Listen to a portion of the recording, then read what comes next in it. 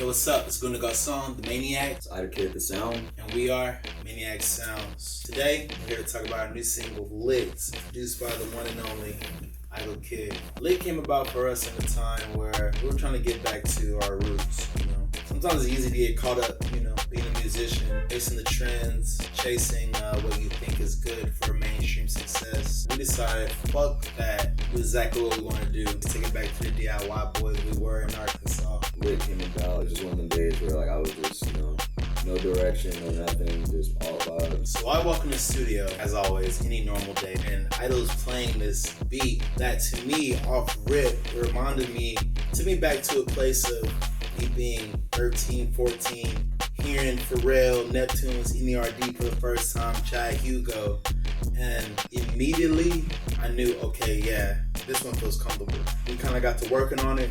I think the first thing we knew, though, we were like, okay, we got to get Anti on the phone. So we hit our boy Anti-Verse World.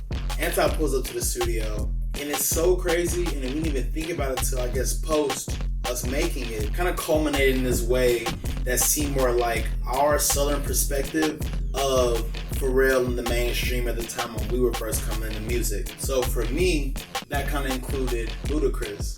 Me being from Arkansas, his flow, his energy had an impacting effect on me in those times. So I attacked my verse in that way. Like a crow, mouth full of gold. Pop this song swole, lock it full of hoes. Also with Luda being a collaborator with Pharrell a lot, it just felt fitting, and I just went for that.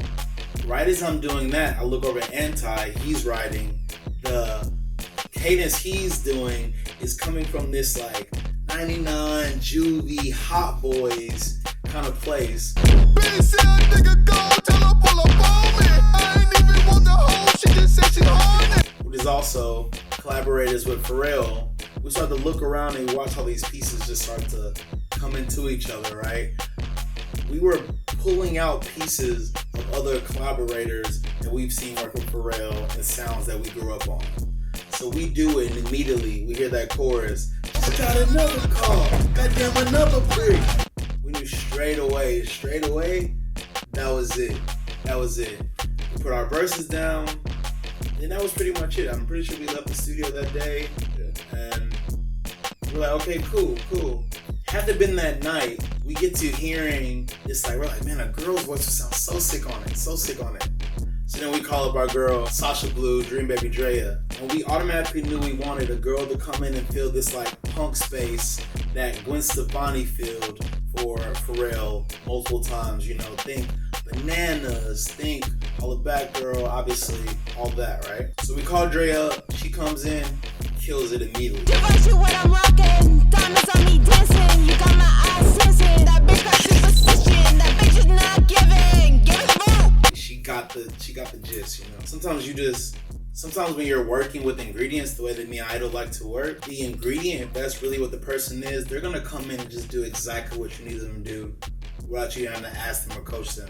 So we got the Drea verse, had the Anti-verse, had my verse. The song's pretty much good, right? We could've just left it there.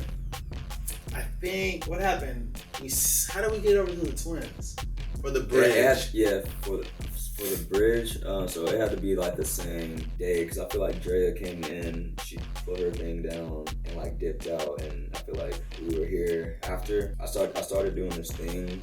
We have this piano right here. I started doing this thing kind of just vibing out to the energy of the song, whatever, and I just play some melodies on piano at that point. And I had this really cool melody that I played, and it kind of stuck with me for a couple days. Recorded it on my phone, my memos.